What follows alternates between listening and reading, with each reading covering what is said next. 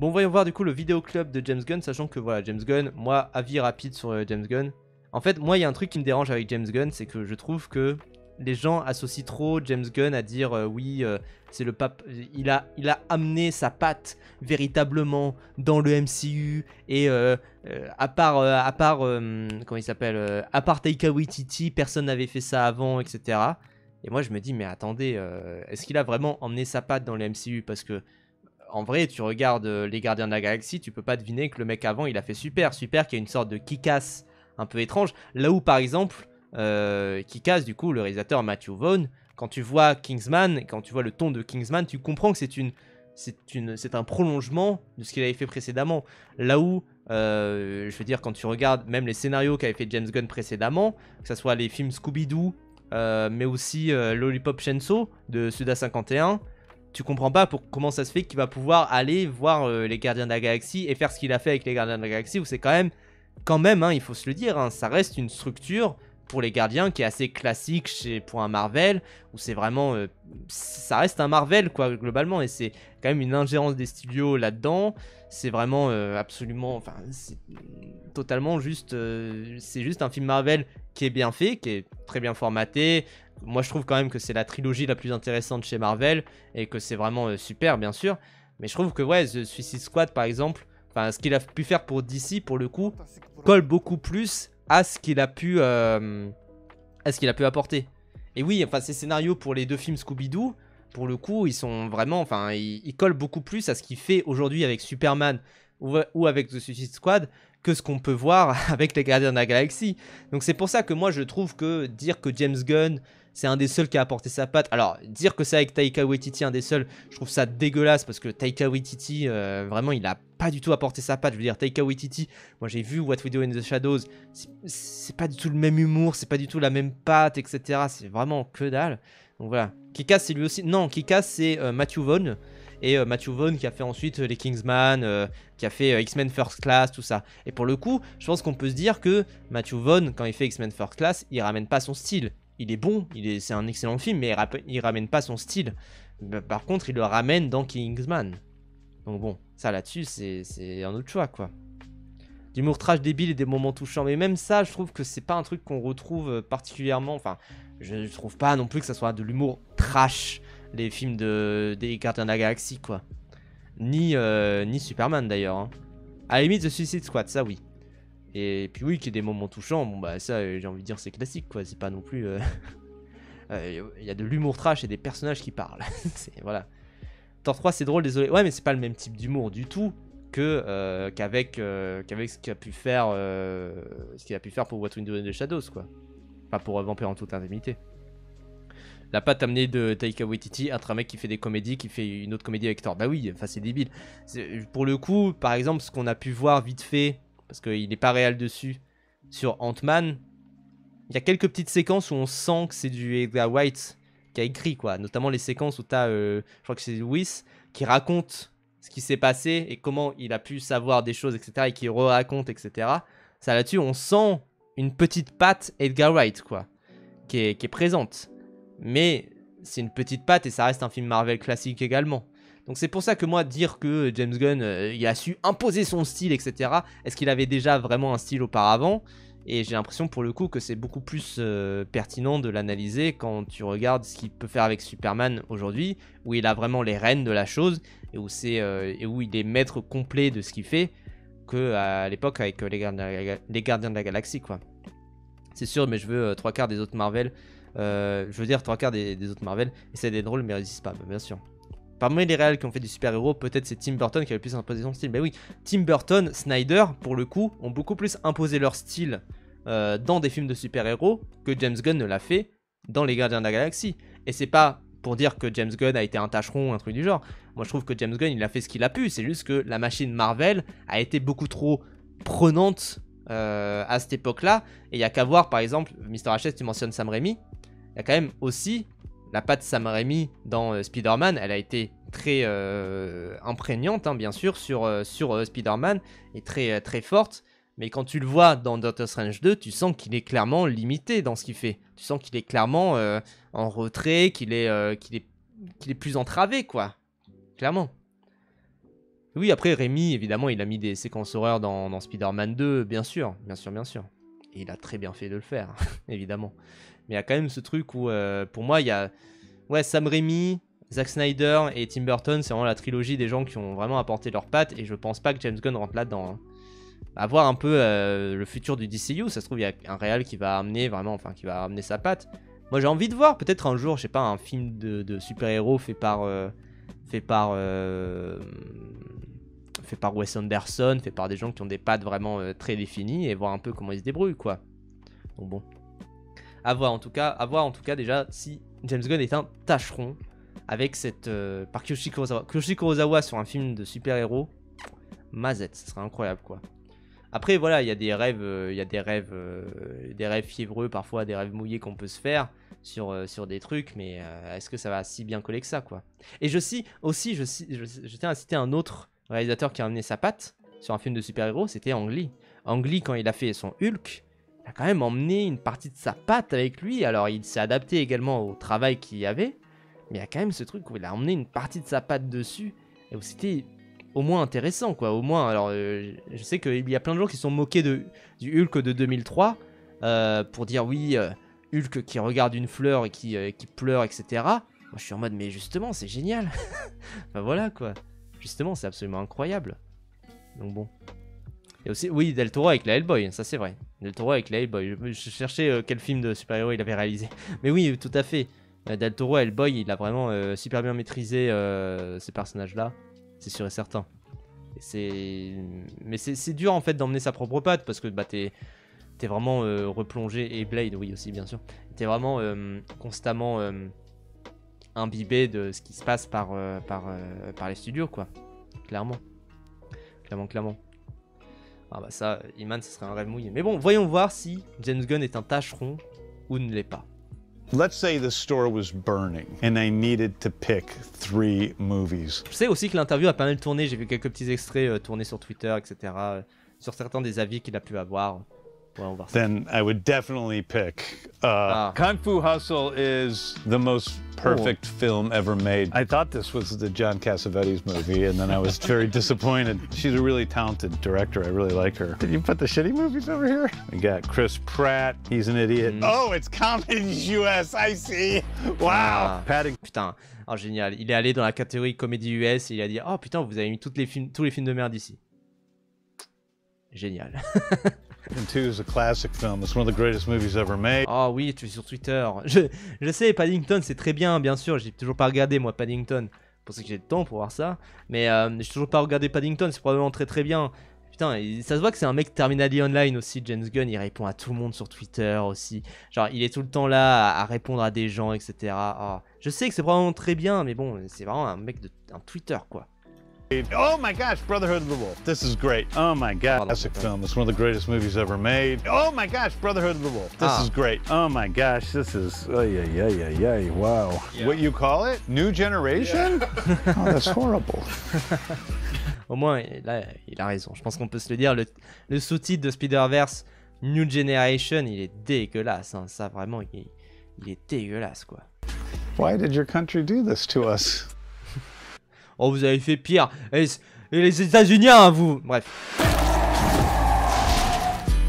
T'as beaucoup d'avis préconçus sur des trucs que t'as pas vu quand même. Bah, bien sûr, je suis cinéphile. Ah ouais.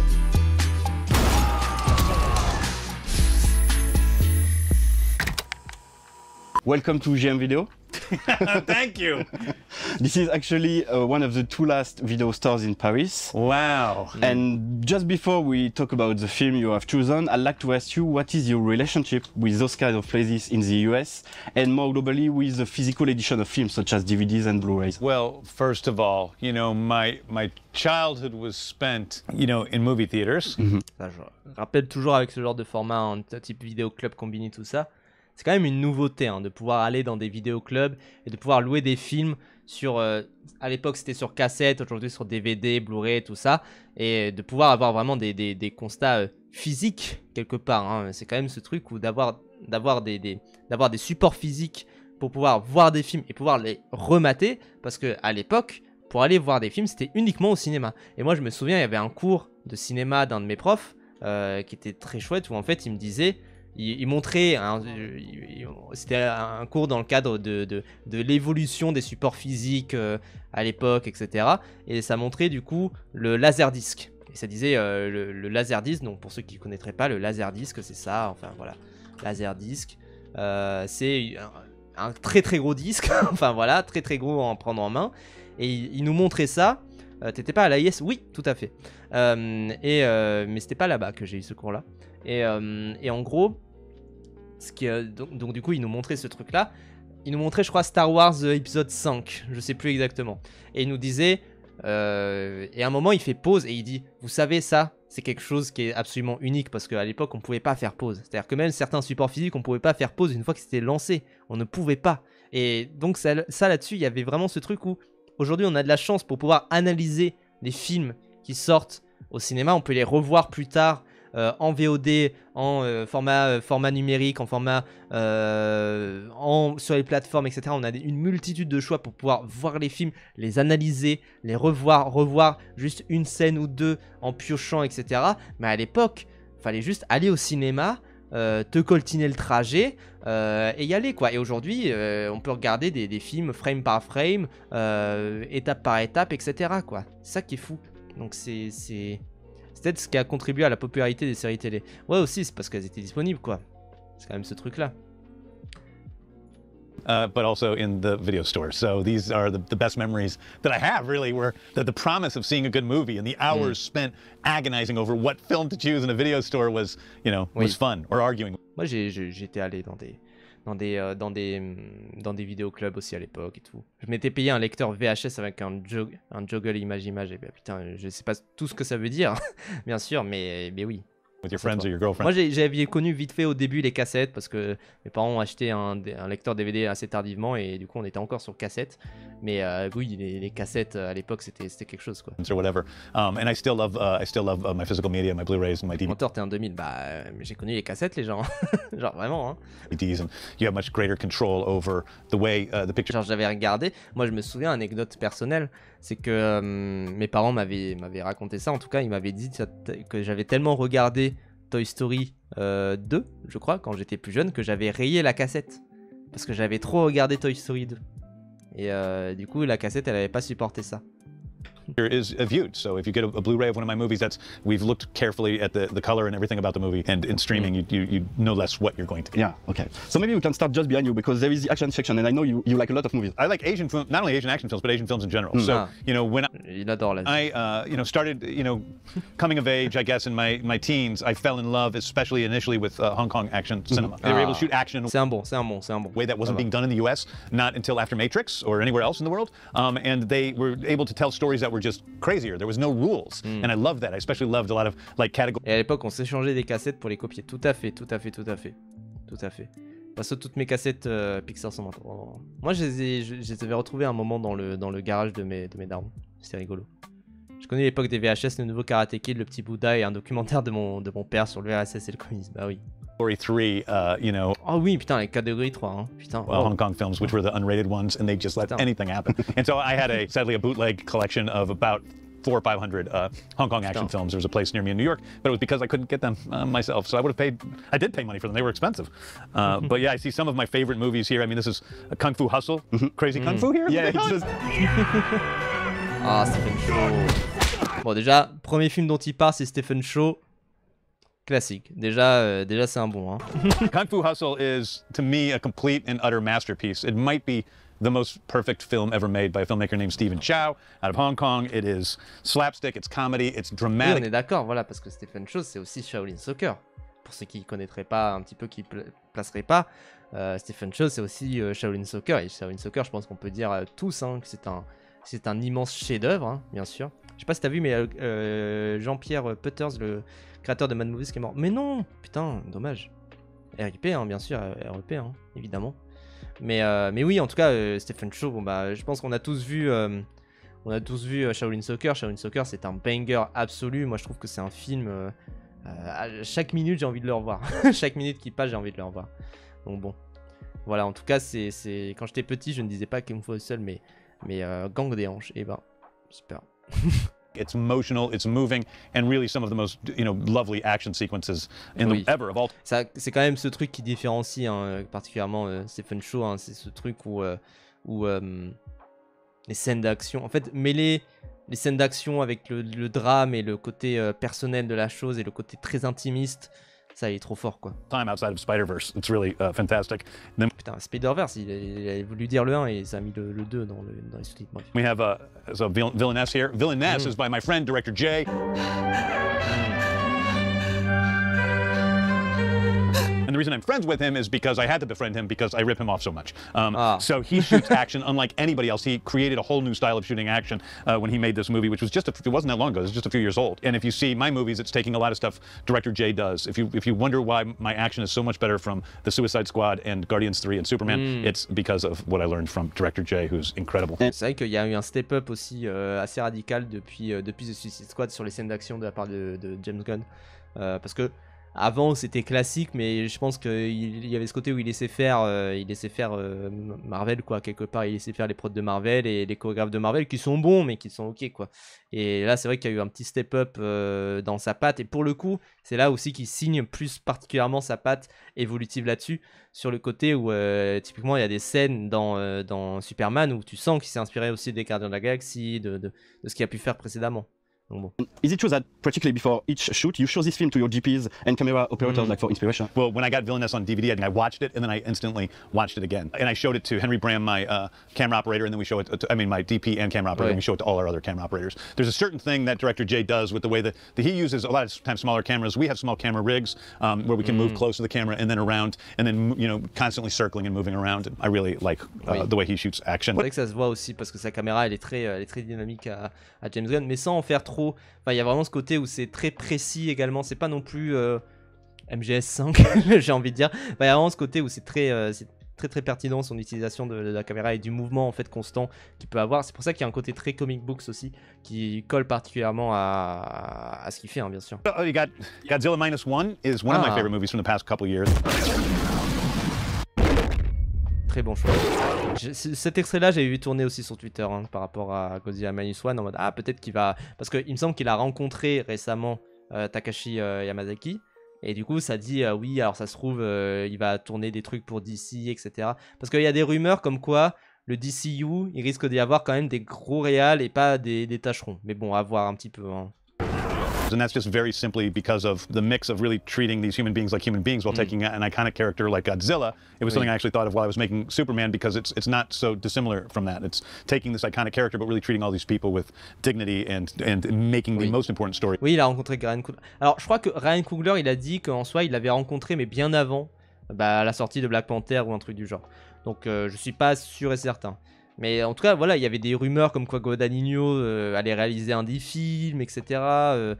Enfin voilà, il y a plein de rumeurs comme ça autour des prochains réalisateurs qui pourraient intégrer le DCU. Donc c'est pour ça que ça m'intéresse aussi de voir ses avis sur certains réalisateurs parce que ça pourrait être intéressant. The human story, I think it's a oui, en tout cas, ce qu'il dit sur Godzilla Minus One, c'est que effectivement c'est une très bonne, enfin là où c'est une bonne adaptation du mythe de Godzilla, c'est que c'est vraiment la pureté presque de ce côté, le rapport humain et en même temps le rapport grandiose de la chose quoi.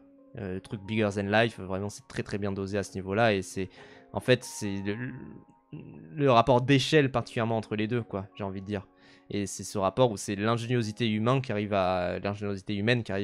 à terrasser finalement ce Godzilla.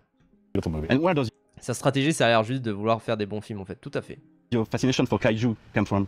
Oh, I just like monsters. I like giant monsters. I like little monsters. I like tiny monsters. I've always liked monsters. I started out loving Universal horror films as a little kid, not because they were horror movies. I don't really care about horror that much. What I like are monsters. So I liked watching Frankenstein. I relate to Frankenstein, not to the people he was murdering, I guess. On your left, maybe I pick Ozu movie because I think it's a really important director for you. Yeah. Well, Ozu's an important director because my dog's named after Ozu. Ah, putain, mais... known for his contemplative, meditative films that are very serene, and my dog is not that. I was hoping perhaps that this name would give him a sense of calmness, but I should have named him Mickey because that would have been much more... Très très bon, très très bonne blague. Oui, effectivement, parce que Ozu, alors pour le coup, c'est vraiment un gars qui place sa caméra, enfin avec son style, je crois que c'est la caméra tatami, je sais plus exactement, où en fait il place sa caméra toujours un peu au ras du sol et à hauteur d'humain en fait. Et comme c'est souvent des films qui se passent par moments à l'intérieur sur des tatamis, c'est pour ça que ça a ce nom-là. Mais effectivement, c'est un style où en fait c'est très très calme, très très reposant et très... En fait, c'est le genre de film où vous les regardez sur des divans, dans des fauteuils, un dimanche après-midi, calmement, etc. Et vous en ressortez, vous vous dites oui, c'était très bien. Et voilà quoi, c'est des films où je trouve presque... Enfin, sa place est dans un cinéma, hein, évidemment, à regarder comme ça. Mais c'est vraiment à regarder quand c'est les vacances, quand tout est calme, etc. Ça là-dessus, c'est sa plus grande force, hein, bien sûr. Et effectivement, bah, ça compare à Takashi Miike, que vous connaissez, qui est beaucoup plus, pour le coup, excentrique, hein, évidemment, sur plein d'autres aspects. Appropriate. Oh my god, honest to god, I forget that. Speaking of which. Ah bah oui, bien sûr, Audition. Qui sont plus d'ailleurs, peut-être sont plus calmes, quelque part, Audition. C'est vraiment, je sais que j'ai sorti une VOD là-dessus sur le mode Miike qu'il y aura dans Ghost of Yotei, là, que je trouve un peu pas terrible, enfin bref. Et sur ce côté où en fait, Audition, c'est quand même son plus calme. Et c'est un de ses plus connus, hein, d'ailleurs, avec Ichi the Killer. Parce qu'il a réalisé, enfin Takashi Miike c'est le genre à réaliser un film tous les ans, un truc du genre, ou voire plusieurs et tout, il est très très actif. Mais Audition c'est quand même un de ses plus connus, il était ressorti en salle il y a quelques années je crois. Et Dead or Alive 2 est beaucoup plus calme, c'est un film de vacances. Ah et ben. Mais en tout cas Audition c'est son plus restreint, je dirais, enfin je sais pas, dans l'horreur que ça met en place également, c'est son plus restreint.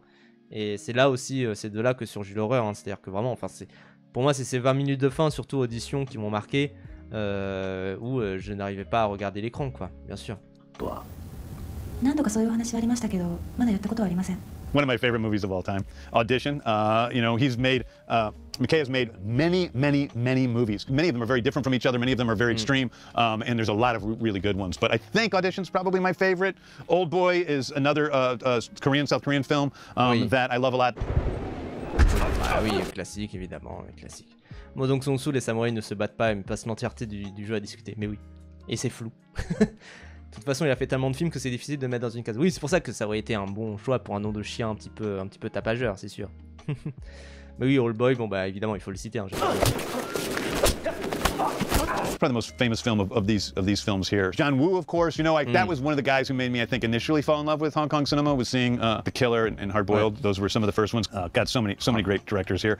And then I also saw another one of my favorites, Herzog here. There's Rescue Dawn. That's a very underrated movie. If people want to see a good war movie. The jungle is the prison. Pas son plus connu, ouais, effectivement, Rescue Dawn. Hey. Pas du tout. When does the rainy season start? 5 months, maybe 6.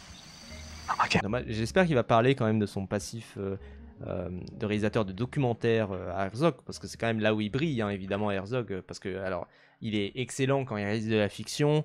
Moi, du peu que j'ai vu, hein, bien sûr, de Aguirre, de Fitzcarraldo, évidemment, c'est très très fort, mais j'ai vu un peu plus de documentaires de lui. Putain, il se la donne, hein, en documentaire, hein. Vraiment, c'est si particulier ce qu'il arrive à faire avec sa caméra, c'est trop fort, hein. When I was doing The Suicide Squad, I watched every good war movie that I could remember, and Rescue Dawn was one of those that really held up, that I really love. He's made a lot of them. Ah, moi ça me fait penser... Putain, comment ça s'appelle? Ah, le film dans la rivière, avec... Je crois qu'il y a Ned Beatty dedans, film de guerre également dans la forêt, où il y a une rivière et où ça remonte une rivière. Putain, comment il s'appelle? J'ai plus le nom, ah ça m'échappe. Où ils remontent une rivière, ils sont 4 je crois... Et il y a une sorte de guerre bizarre. Moi, ça m'a pas mal fait penser. Délivrance, voilà, Délivrance. Avec du coup cette guerre-là, ça m'a pas mal fait penser finalement. C'est pas un film de guerre, ça je suis d'accord, mais ça m'a pas mal fait penser dans comment la structure du film The Suicide Squad, ça m'a pas mal fait penser à ça, quoi. Donc bon. J'ai jamais regardé Herzog, mais il a l'air tellement particulier comme personnage dans le bon sens. Mais oui. Et c'est vrai que quelque part, Merlich, Aguirre et Fitzcarraldo, c'est des documentaires aussi sur la relation entre Klosinski et Herzog, quoi. Sur comment ça se passait avec eux. Et oui, je suis d'accord, c'est pas un film de guerre nécessairement, Délivrance, mais c'est un film de chasse, je pense qu'on peut se le dire.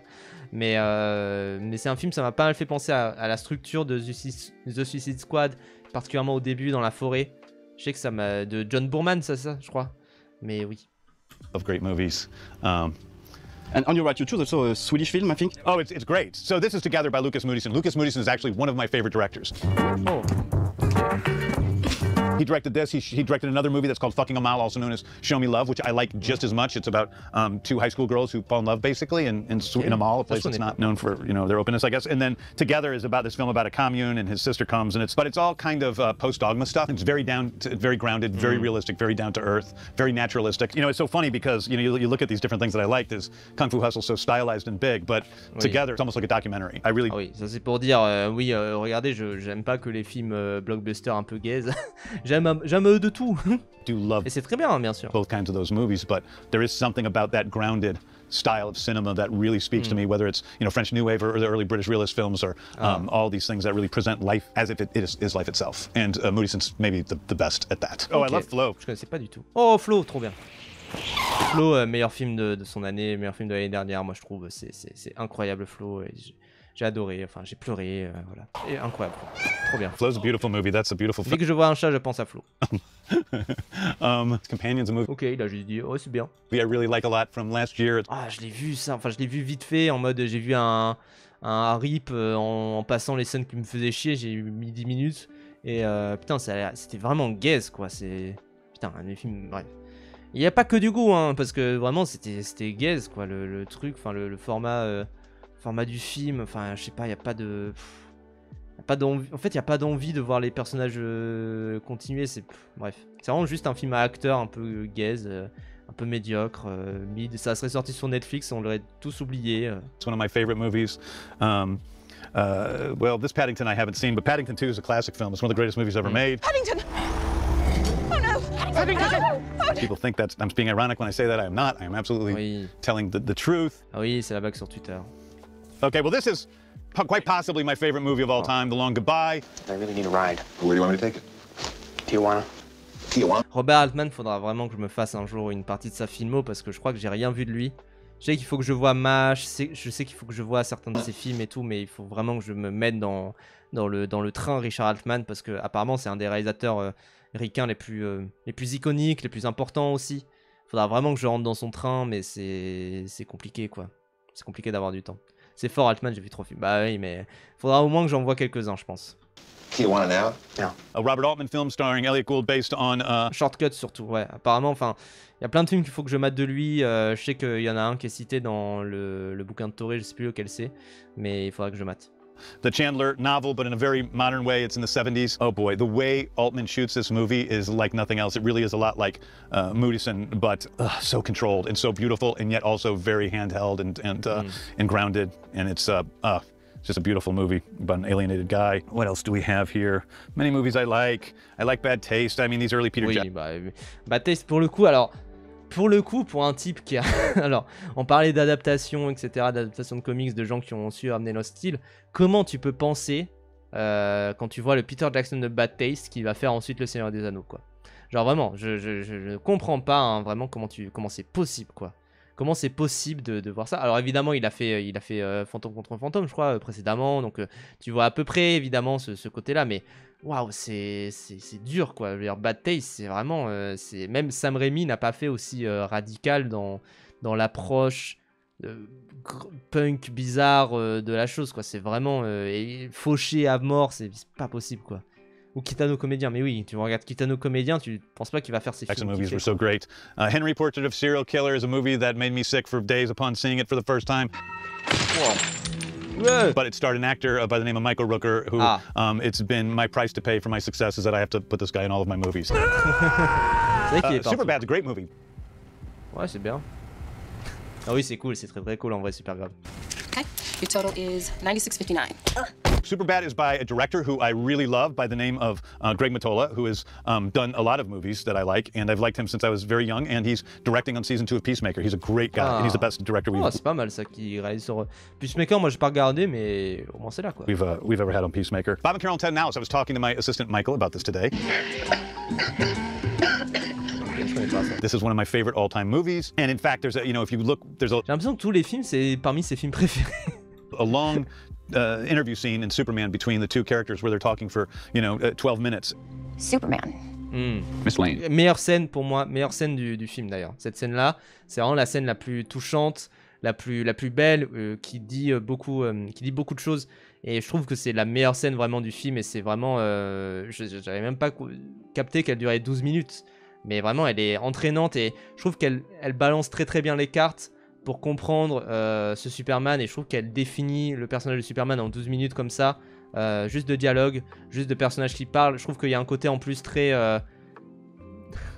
Alors attention, je vais me faire incendier pour ça. Très nouvelle vague quelque part dans ces discussions-là, dans ces discussions... En fait, c'est juste des discussions sur la moralité des choses et sur ce que la personne a fait avant, etc. Et sur aussi comment la personne se comporte dans son couple. Et c'est vraiment très très fort là-dessus. C'est très romérien, très nouvelle vague, très puissant à ce niveau-là. Et je trouve que c'est la meilleure scène du film. C'est la scène en tout cas où je me suis beaucoup accroché. Ce qui m'a surpris, c'est que ça allait un peu trop dans tous les sens finalement. Mais c'est la scène où je me suis beaucoup accroché pour ce Superman. I don't want to say that it's like the scene in Bob and Carol and Ted and Alice with this long, very funny scene, an argument. Ça m'a fait penser d'ailleurs aussi à la scène c'est dans Hunger, je crois, de Steve McQueen, où il y a une scène de plan séquence juste de personnages qui discutent. Et en fait, t'es passionné tout du long, quoi. Et c'est pour ça que ça m'a fait penser un petit peu, quoi. Ça manque de référence à la littérature. Bah, en même temps, il est dans un vidéoclub.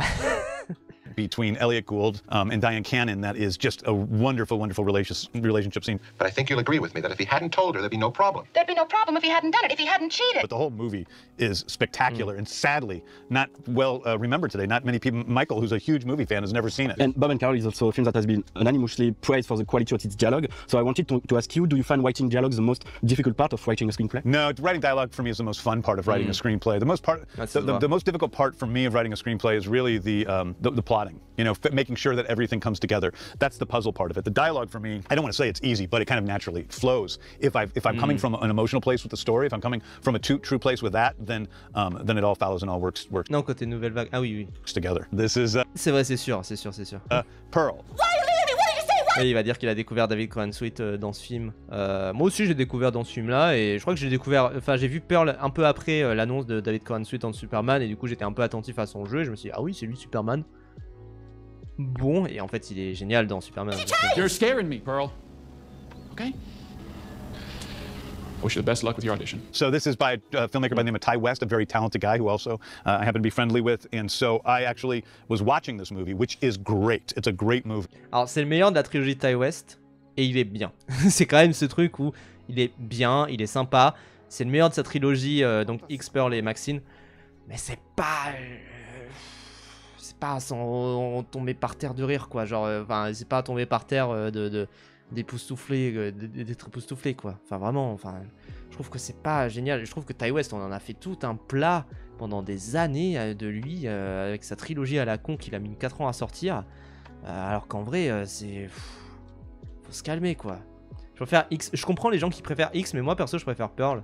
Pour plein d'aspects, je trouve que l'aspect référence, je trouve que l'aspect des genres visuels de Pearl est plus réussi. Je trouve que l'aspect où tu comprends beaucoup plus où va les références. Mais je comprends parce que X, je vois une partie du message qui est dedans, notamment sur la vieillesse, etc., qui est rigolo. Mais je trouve Pearl meilleur à plein d'égards. And I was watching it and I saw a character whose name I think is just the projectionist in the movie, and I'm like, that guy looks like he could possibly be Superman. I looked up his name on IMDb and said, can you bring this guy in? And so they brought David in. There were 2 people I asked to be brought in, maybe more, but one guy I thought was most likely to be Superman, and I asked for him to be brought in. I watched his tape first. That wasn't very good. And then David Corenswet, I watched him, and he was amazing. And I'm like, oh my God, the guy's funny, which I didn't imagine from watching. Mia's funny in this movie, but David's not very funny. Is it true that for the screen test you used like a very old suit of Superman? We used Henry Cavill, the Henry Cavill suit, and it was like it looked good because David was very skinny and it has all the muscles in it, and so he looked very good. The size of the person, it stretches out and it goes under the feet, and so it got all ripped up at the ankle. And I was happy that he tried it on after Nicholas Hoult and the other actor who auditioned. Otherwise, they would have had to pay for it. John Carpenter, one of my favorite horror movies of all time, if not my favorite, is The Thing. It's an amazing movie. Incroyable, The Thing, évidemment. Enfin, les théories que ça a fait autour de la fin sont très très fortes. Mais c'est surtout ce climat constant de grande game de Among Us qui est absolument génial, évidemment. Enfin, c'est un des plus grands films d'horreur de tous les temps, je pense qu'on peut se le dire, et un des meilleurs films de Carpenter qu'il a vraiment cimenté dans sa carrière, quoi. Carpenter, c'est fou. Enfin, Moi, vous savez, il y a vraiment quelques morts dans l'histoire du cinéma qui, je pense, me rendraient très triste. Et Carpenter, ça en fait partie, quoi. Parce qu'actuellement, il fait rien, il fait plus rien. Il est juste chez lui à jouer à Sonic le Hérisson. Mais je trouve que c'est vraiment une sorte de mort où ça me ferait vraiment beaucoup de peine, hein, je pense. Parce qu'il a vraiment apporté beaucoup, je trouve. With amazing practical effects that I love. It's my friend David Yarovesky's movie. Ah oui, Brightburn. Brightburn, moi, on me l'avait vendu. Parce que c'est un film qui produit du coup. On me l'avait vendu comme une sorte de si Superman était méchant en tant que gosse, etc. Un truc du genre. Apparemment, c'est très bien, Brightburn. Moi, j'ai vu des très très bons retours autour de ce film-là. Ça m'intrigue un petit peu. Je me demande quand même où est-ce qu'il l'a emmené. Mais ça m'intrigue pas mal parce que ça a l'air sympa tout de même, quoi. C'est trop nul, Brightburn. Bon, bah voilà. En fait, il y a deux choix. Soit c'est pas mal, effectivement, il y a des bonnes thématiques, tout ça, soit c'est de la merde. Genre, vraiment, il n'y a pas d'entre-deux. Il n'y a pas d'entre-deux en mode... je pense pas que ce soit un chef-d'œuvre non plus, hein, bien sûr. Mais j'ai vu des gens dire « Ah oui, c'est intéressant sur certains points, etc. » Et j'en ai vu d'autres dire que c'était de la merde absolue, quoi. Bon, à voir. Take the world. And my brother and my cousin wrote called Brightburn, which is about an evil Superman. Well, wait, no, not Superman. Somebody kind of like Superman. I don't want to get sued by myself. What else do we want to talk about here? Jackie Brown? Ah. Mr. Brown!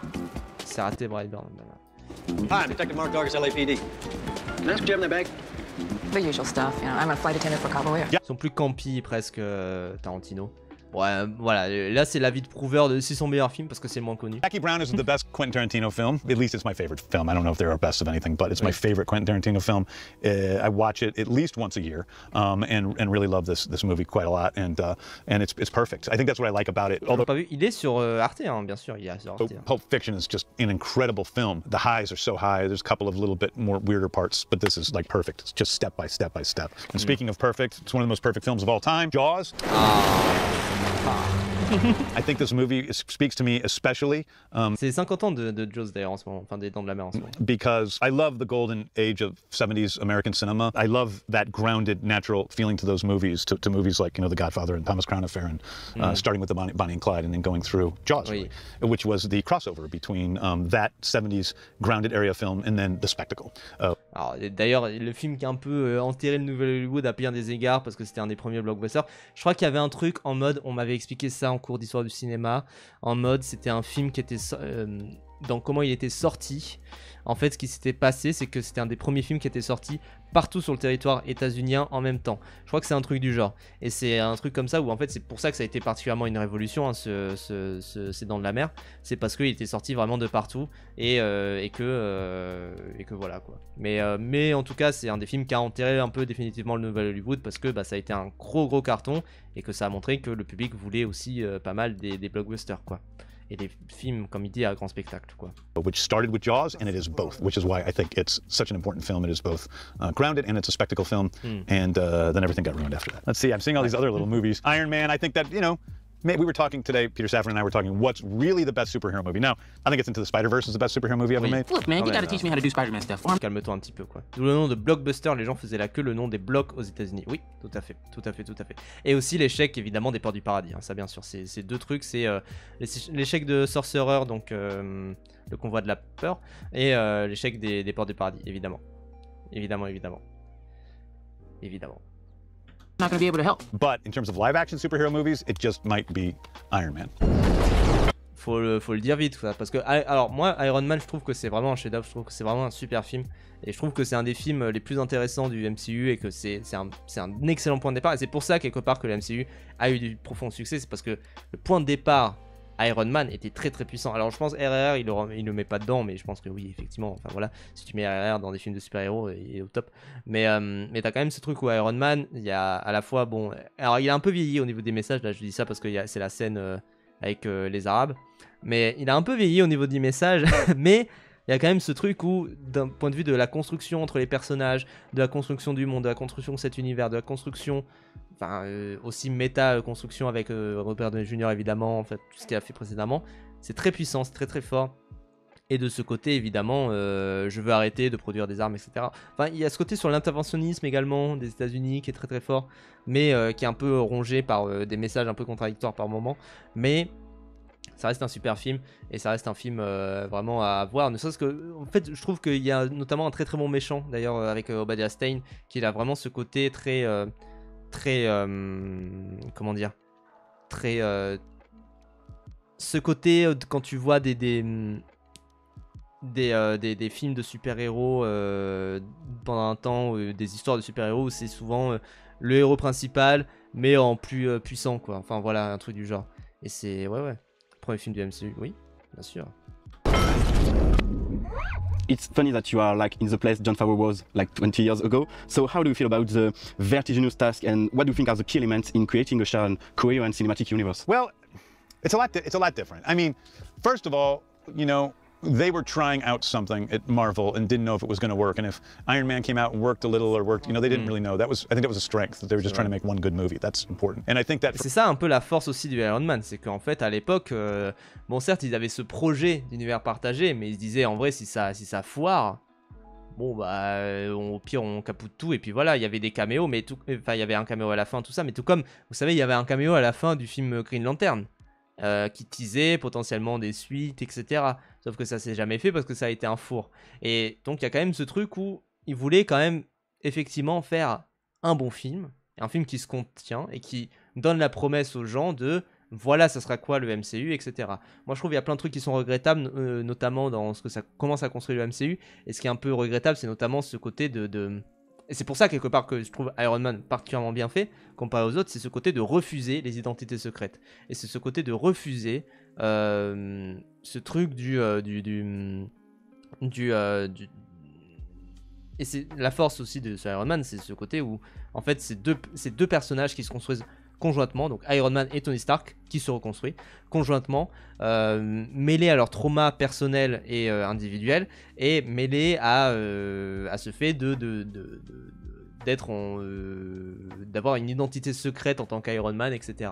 Et la fin du coup qui détruit tout ça et qui dit je suis Iron Man, qui passe parfaitement, hein, bien sûr évidemment, mais qui du coup dans le reste du MCU, ce qu'on notera, c'est que le concept d'identité secrète sera totalement laissé de côté, hein, finalement. C'est un peu regrettable. For us, we're always trying to make one good movie. That's one good show. But I do think it's a little bit different in that, for me, we're creating a universe, but there's no house style. Everything's very different from each other. And one of the reasons why I like DC Comics, you know, so much is because it is another universe. There isn't a, you know, Los Angeles and a New York. There's a Gotham and a Metropolis and an Evergreen and a Star City and a Central City. And so it's like having this wonderful world we're making up, and then we can take any filmmaker can take like any little piece of the story from that thing. And when I say to people that it's more like Star Wars. Ça, j'ai très hâte là-dessus, à ce niveau-là, de ce côté où faire un univers partagé à plein de niveaux.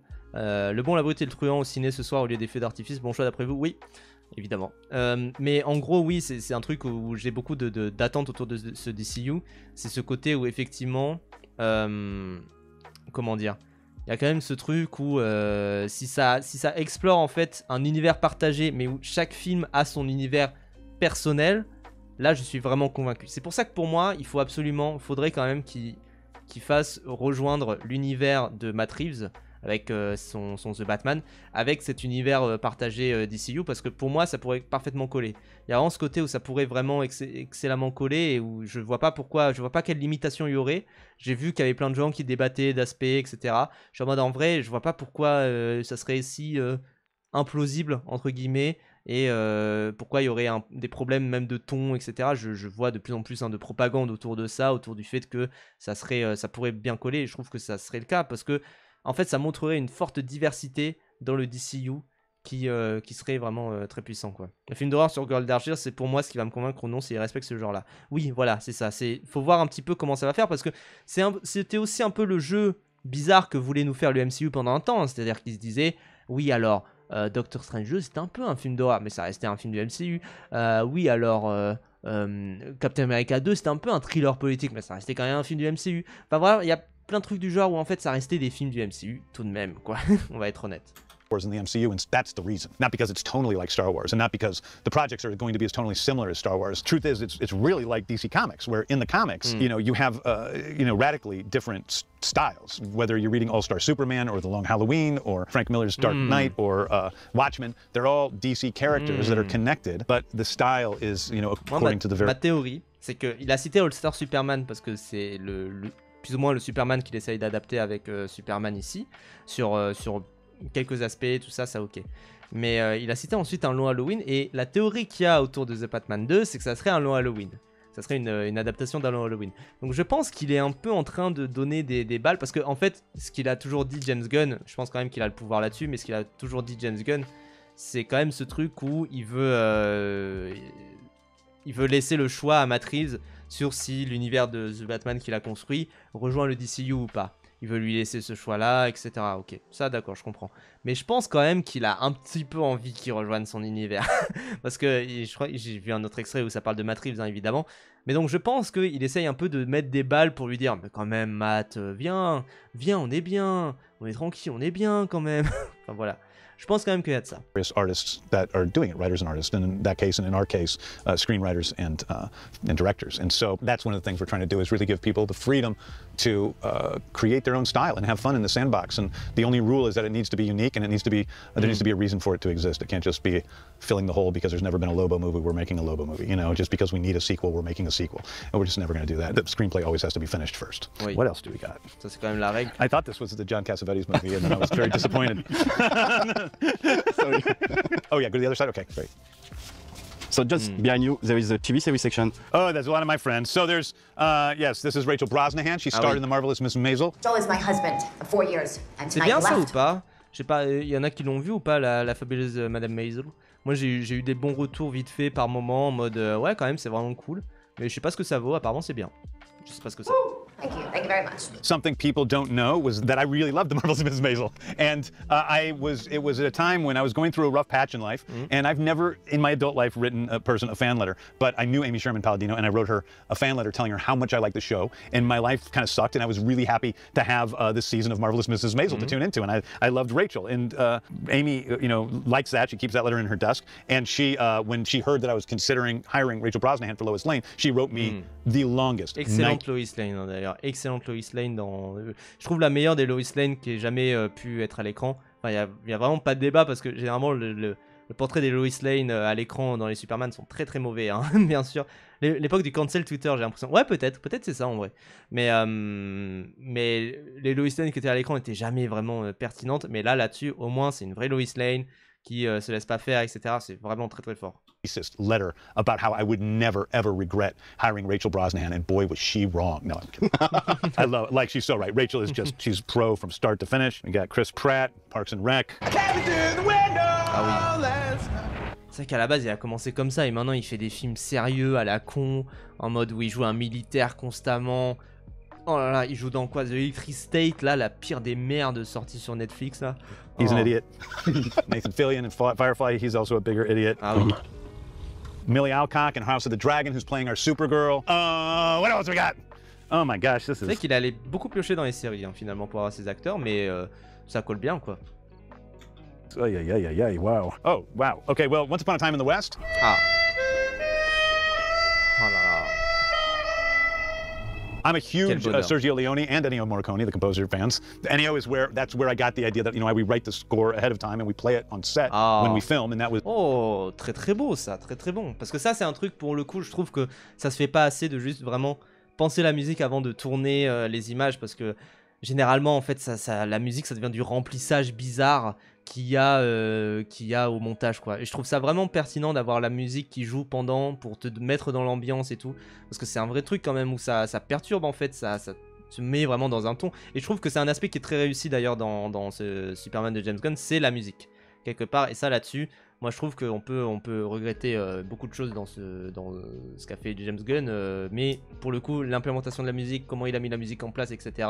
Et les moments où la musique vient, c'est pas juste, parce que moi c'était un reproche que je faisais par exemple à un moment à Jurassic World, mais c'était aussi un reproche que je faisais à Indiana Jones, qui ont des thèmes absolument prodigieux faits par John Williams, mais en fait il y a ce truc où des thèmes principaux, parce que je crois que John Williams il est sur le 5 mais qu'il fait de la merde, et sur Jurassic World je crois que c'est Alexandre Desplat, ouais. Et globalement je trouve quand même qu'il y a ce truc où c'est absolument chiant, parce qu'en fait toutes les 10 minutes globalement ça met des thèmes un peu connus de Jurassic Park ou de Indiana Jones pour un peu te réveiller bizarrement, et t'as vraiment ce côté où c'est vraiment nul, quoi. C'est vraiment paresseux, quoi. Et là, pour le coup, il y a aussi un thème du coup de John Williams, hein, c'est le thème de Superman, mais comment ça utilise, quand est-ce que ça utilise, les variations que ça met autour de ça, c'est beaucoup plus pertinent, je trouve. C'est beaucoup mieux dosé, beaucoup plus chapitré dans comment ça les met en place, etc. C'est vraiment bien mieux fait dans ce Superman de James Gunn, quoi. First done that I know of by Ennio Morricone and Sergio Leone. So when you see those gun battles at the end of this movie, they're all actually moving to the music. C'est ce qui rend les films magnifiques, quoi. Clairement. Once Upon a Time in the West, I think, is my favorite Sergio Leone movie, but I go back and forth because I really like Good, the Bad. I love For a Few Dollars More. So I think that he's just an amazing filmmaker because he's so stylized, you know. And so I like these things that are really either really stylized or completely just. Et quand même, enfin les plans de Il était une fois dans l'Ouest du Bon, la Brute et le Truand, le côté où c'est très lent, etc. C'est très très fort, quoi. Michael Mann ne fait pas quelque chose de similaire, il adapte les scènes à la musique. Oui, aussi en partie. C'est vrai.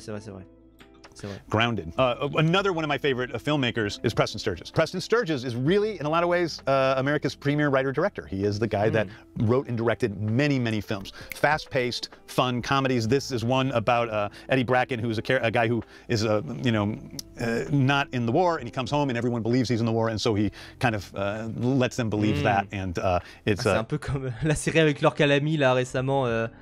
C'est quoi? C'est une amie dévouée, je crois. Ça lui ressemble un peu. It's a really kind of strangely sad and serious movie while also being incredibly funny with really fast-paced, realistic dialogue. And 5 days to do it in. If you weren't so big, I'd take a poke at that dumb kisser. Why don't you try it, Mac? Save it for the jet. I love lots of movies from this period. You know, I love It Happened One Night and His Girl Friday and all these movies that were, you know, that fast-paced, fun dialogue. But all of Preston's movies were like that. Another thing that he did was he used, you know, a lot of times his leads shifted out from movie to movie, but he had the same band of actors around them in almost every movie, like William Demarest. He uses the same coterie of actors, which is something that I do. I have my, you know, Stevie Blackhearts and Michael Rookers and Nathan Fillions and Michaela Hoovers that are in, you know, so many of my movies. I like being comfortable on set. And part of that is because they're all good actors, and part of that is because I like being happy on set. C'est ça qui est fort aussi dans le Superman de James Gunn, c'est que ça se voit qu'ils sont bien amusés quand même. Ils sont bien amusés, il y a ce côté bande de potes aussi, qui du coup peut être aussi assez réfractaire, enfin assez repoussant, si on n'aime pas la bande de potes qui est montrée. Si on est assez en mode non mais la bande de potes qui est dedans, moi je suis pas trop fan d'eux, etc. Ça oui, tu peux vraiment ne pas apprécier, mais du coup, si tu les aimes bien, bah vraiment c'est cool, quoi. Il y a quand même ce côté où c'est cool et c'est chouette de les voir à l'écran, c'est chouette de les voir débarquer un peu de partout. C'est vraiment chouette. Enfin, tu sens une humeur communicative très passionnante autour d'eux, quoi. Il est très familial, ça se sent. Bah oui.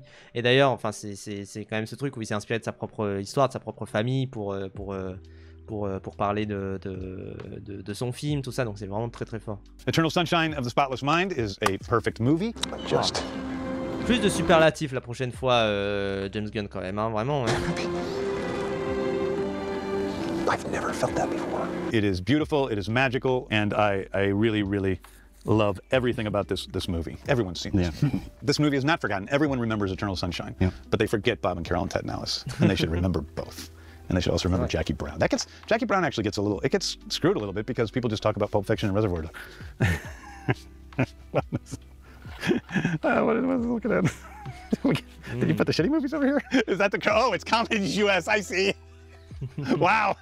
Oh, we're pretty terrible. Not this one. The first American Pie is actually a really good teen comedy. Oui, ça c'est excellent. Le American Pie, le premier, c'est incroyable. Hein. Vraiment, enfin c'est. Et j'ai quand même de l'attachement parce que c'est des séries du cœur quand j'étais plus jeune. Mais évidemment, enfin il y a quand même ce côté où c'est. Moi j'aime bien mine de rien les American Reunion, les American Pie 3 également, enfin des trucs du genre. Moi je les aime bien, quoi. Non, poisson, nique ta mère. Allez. He also told me that when he gets nervous, he sometimes wets his pants. Thank you for your time. Starring my friend Jason Biggs. Oh my gosh, Brotherhood of the Wolf. This is great.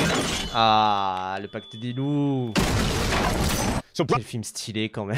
Enfin, vraiment, quel film qui donne la niaque, le côté années 2000 pur, post-Matrix. Je trouve qu'il y a eu beaucoup de films Matrix bizarres, post-Matrix, etc. Mais je trouve le Pacte des loups, c'est le plus pur à ce niveau-là. Enfin, vraiment. Hein. Brotherhood of the Wolf is a fantastic action film. It must be very famous here. Is it very famous? Not many people know it in the U.S. I was walking around the boardwalk in Santa Barbara on a date with my ex, and it was playing in a really crappy old theater there. And I went in and I saw it and was just blown away. Again, it was action at a time when action was just coming into. C'est un film pot-au-feu, pas mauvais, mais trop lourd à digérer. Mais non. Bref, j'avais eu en colo, on était 12 à le mater dans une grande tente sur un petit ordi portable, mais c'est le mood parfait, vraiment. Oui, voilà, je pensais à Equilibrium, Violet, enfin voilà, des trucs du genre où c'est très de la Matrix exploitation, on va dire. Mais je trouve qu'il y a vraiment ce côté très matrixé de la part des Pactes des Loups, mais qui fonctionne bien parce que il y a ce côté où ça a compris l'essence de Matrix aussi, quoi. C'est pas juste le fait de faire plein de cuts parce que sinon ça donne juste vidoc, mais c'est vraiment très très fort à ce niveau-là, quoi. Itself, and I really loved it. And one of the greatest things is if we ever do a Green Arrow movie, whoever directs it should watch this movie because this is a movie that knows how to deal with bow and arrows. Ça c'est bien, ça c'est très très bien. Hein. C'est très très bien de dire attention, si vous faites un film Green Arrow, regardez comment ça a été fait là-dedans. Magnifique, magnifique, parce que pour le coup, effectivement, les scènes avec les arcs, en fait, il y a un côté où la tension de la chose, c'est pas particulièrement comme par exemple un film où je sais pas, un jeu vidéo type moi j'adore la saga des Payday et j'adore les jeux d'infiltration, etc. Il y a ce côté où en fait quand t'es avec le silencieux, il y a un truc très up and personal, très droit, très carré. Dans les Hitman, il y a aussi beaucoup ça. Mais je trouve que les séquences, typiquement c'était dans The Last of Us, il y a des séquences où c'est à l'arc, et en fait il y a une sorte de petit délai quand même de quelques secondes avant qu'il y ait que la flèche touche la personne.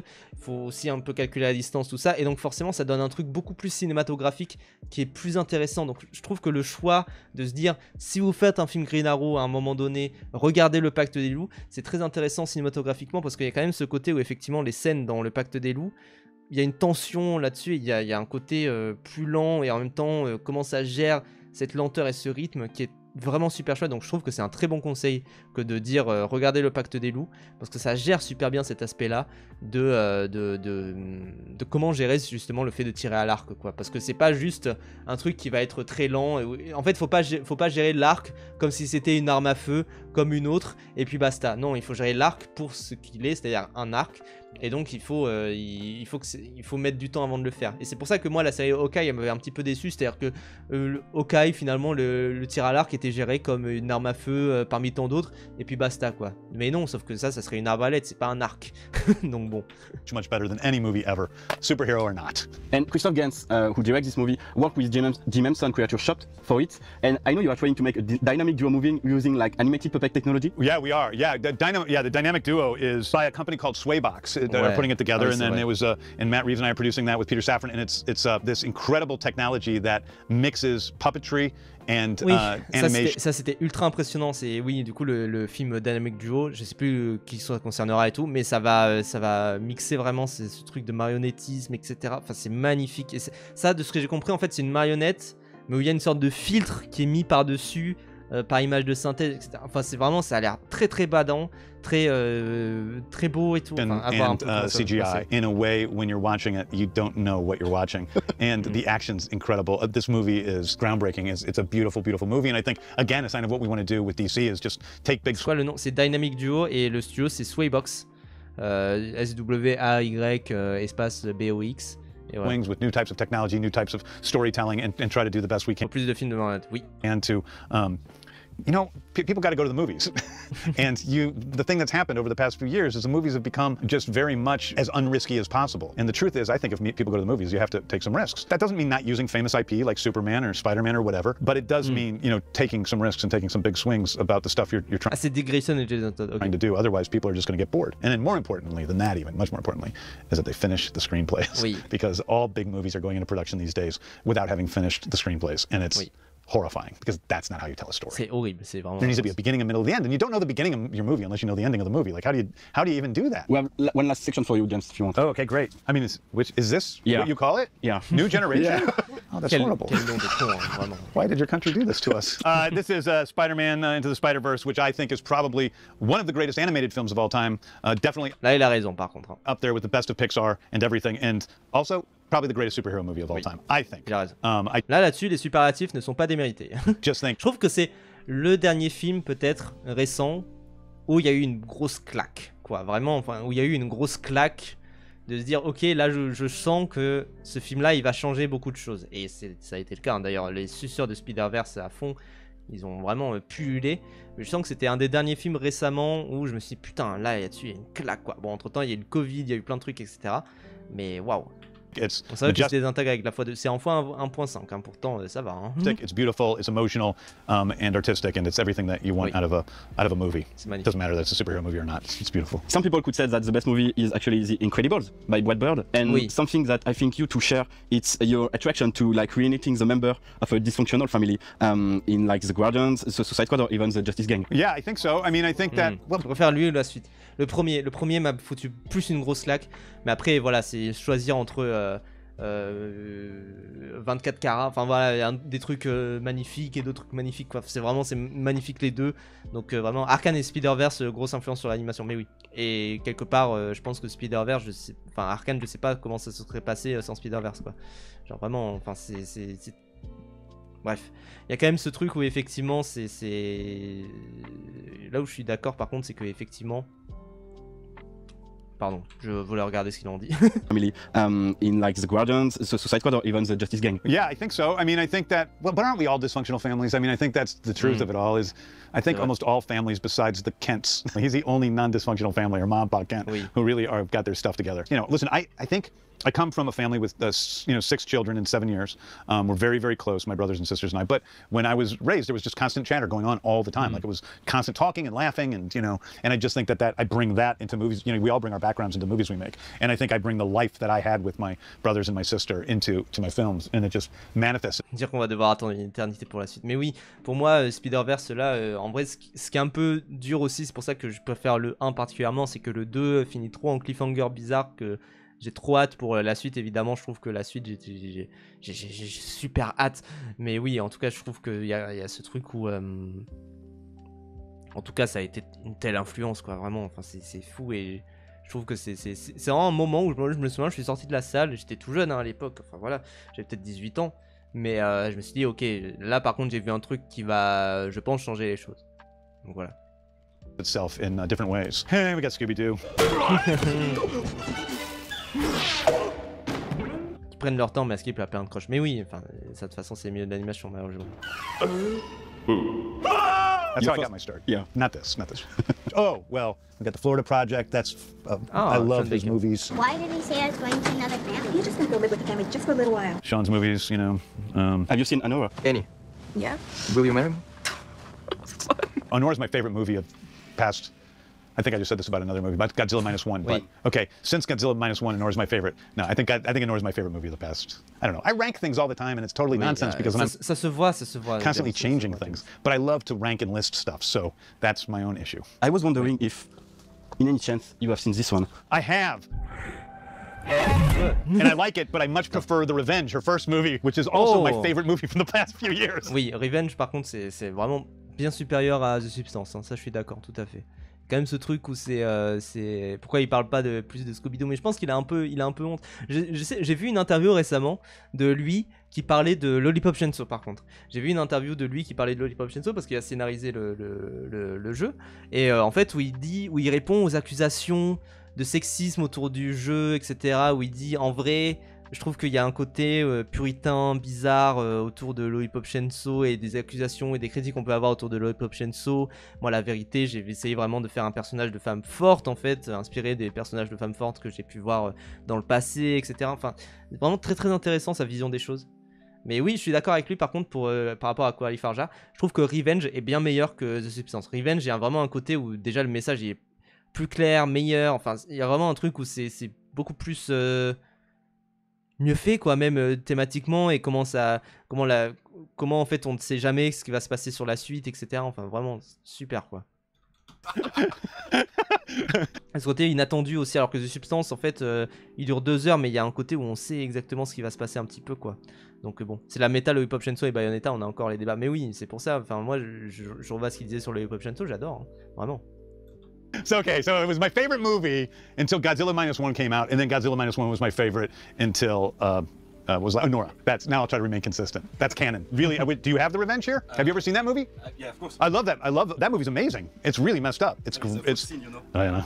Yeah, it's great. Oh yeah. Oh, it's such a good movie. Yeah, I love that movie. Because I always wonder if she didn't took some inspiration of Slither concerning the final monster. From Slither, yeah, there are some Slither-like aspects in the subs. I've talked to her about it. Like, she's a really talented director. I really like her. I like all these Planet of the Apes movies. The new Planet of the Apes movies, most underrated like pop films of all. Oui, les derniers Planètes des Singes. Là, le dernier Planète des Singes, je sais qu'il y a des gens qui le qui disent vraiment c'était magnifique et tout. Et effectivement, les effets spéciaux des Planètes des Singes. En fait, c'est un truc où c'est tellement beau, c'est tellement magnifique qu'on oublie qu'il y a des effets spéciaux presque, j'ai envie de dire. Enfin, je trouve ça vraiment si beau, enfin, en termes de plastique de la chose et tout, c'est magnifique quoi. Genre là, je suis désolé, mais c'est un singe quoi, c'est un vrai singe. Il est là quoi. Et encore, ça a 10 ans les gens. Ça a plus de 10 ans, c'est une folie. Le dernier là, je sais plus le nom là, c'est époustouflant. C'est époustouflant. Especially, well, the first one and then Matt Reeves' 2 movies. That's between Cloverfield and the 2 Planet of the Apes movies that Matt Reeves did. The reasons I like talking to Matt so much and hanging out with Matt is I think it's really important that there are filmmakers that make spectacle films, because that's what people are going to the theaters to see, but that still give a shit and are doing something personal with them. And I think that there are not. I think, you know, Matt Reeves, Kingdom, Greta Gerwig. C'est ça, Kingdom, je trouve que c'est... Pardon, je vais voir un peu ces exemples. Mais c'est vrai que ouais, le dernier là, Kingdom, il est vraiment chouette. Enfin, en plus d'avoir des beaux messages, je trouve il y a des points de scénario un peu étranges, mais en fait c'est tellement bien réalisé quoi. C'est juste ça.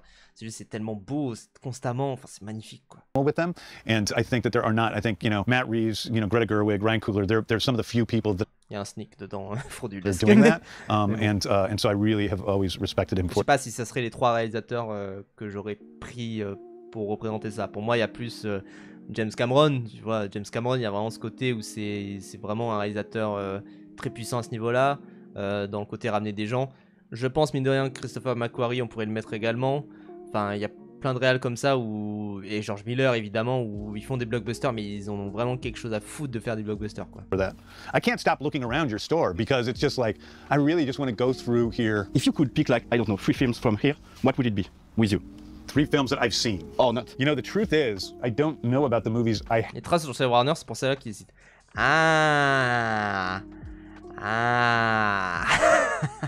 haven't seen, because if I haven't seen them, and I know I want to see them, then I would immediately watch them, which is what I do.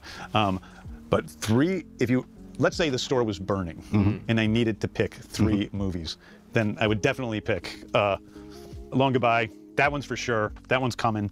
Okay. Then I'm going to go over here and I'm going to run, and I hope the fires don't get me. And I'm also wondering why I'm running from one side to the other, not grabbing more than one movie with the fires happening. But I would pick this. I would pick Eternal Sunshine of the Spotless Mind. And then, because I can't think of what to get next, but I also really love it, I'm going to go over here, and I've got a Sophie's Choice.